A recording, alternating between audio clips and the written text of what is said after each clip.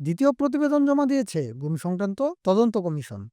বুধবার বেলা 11টায় রাষ্ট্রীয় অতিথি ভবন যমুনায় প্রধান উপদেষ্টা প্রফেসর মোহাম্মদ ইউনূসের কাছে এই প্রতিবেদন হস্তান্তর করা হয়।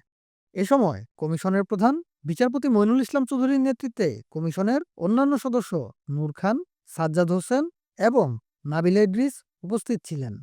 প্রতিবেদনের বিষয়ে প্রধান উপদেষ্টার প্রেস সচিব শফিকুল আলম বলেন, আজকে গুম সংক্রান্ত কমিশন তাদের second interim report chief adviser কাছে জমা দিয়েছেন।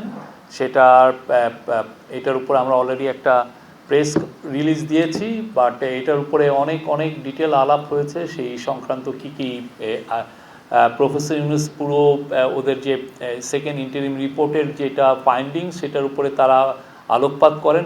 তারা তাদের যেটা ফাইন্ডিংসে সেটা ব্রিফলি তাকে বলেন, এবং এইটা শোনার পর প্রফেসর ইউনূস কিছু কথা বলেছেন। প্রথমে বলেছেন যে আশুকরণীয়, এই যে যারা গুমের শিকার হলেন তাদেরকে তাদের সংক্রান্ত বিষয় বা এই গুম সংক্রান্ত বিষয়ে আশুকরণীয় কী সেটা তাদের কাছ থেকে জানতে চেয়েছেন, যে এটা যেন খুব দ্রুত দেওয়া হয় এবং সেই অনুযায়ী বাংলাদেশের লিগাল মানে ল অ্যান্ড জাস্টিস মিনিস্ট্রি এবং অন্যান্য মিনিস্ট্রিগুলো সেই অনুযায়ী হোম মিনিস্ট্রি এই সংক্রান্ত বিষয়ে তারা পদক্ষেপ নেবেন। তো আজকে মিটিংয়ে বলা হয় যে এর আগে আপনারা জানতেন যে 1770টার মতো কমপ্লেন ছিল। আজকের মিটিংয়ে বলা হয় যে এটা 1837টা বা 50-এর মতো হবে, এবং গতকাল পর্যন্ত তারা প্রায় নতুন কেস পাচ্ছেন। এটা নতুন কেস আসছে, এটা এমন না যে বন্ধ হয়ে গেছে। তার মধ্যে 1350টি কেস স্ক্রুটিনাইজ করা হয়েছে। স্ক্রুটিনাইজ মানে হচ্ছে যারা এই কমপ্লেনগুলো করেছেন তারা এসে কমিশনের কাছে তাদের পুরো ইন্টারভিউ দিয়েছেন, এবং ইন্টারভিউগুলো মূলত 2 থেকে 3 ঘন্টা, কোনো দিন মাল্টিপল ডে, 1 দিন 2 দিন 3 দিন তাদের কথা শোনা হচ্ছে। এবং গুম সংক্রান্ত কমিশন কি কোনো সময় দেখা যাচ্ছে তারা সপ্তাহে 7 দিনই কাজ করছেন।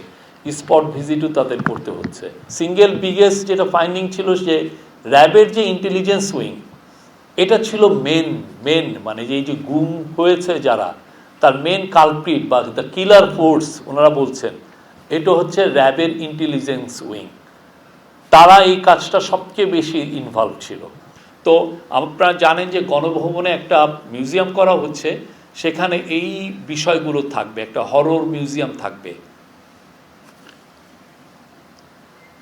আর এই কাজগুলো অব্যাহত থাকবে। এই ট্রুথ প্রফেসর ইউনূস বলেছেন, সবাইকে বলেছেন যে এই ট্রুথটা সবাইকে জানাতে, কি ঘটনাগুলো ঘটেছে এটা বাংলাদেশের সবার জন্য জানা উচিত। এবং গুম সংক্রান্ত কমিশন এই বিষয়ে আরও সবার এই যতগুলো রিপোর্ট আছে সেগুলো দিবেন।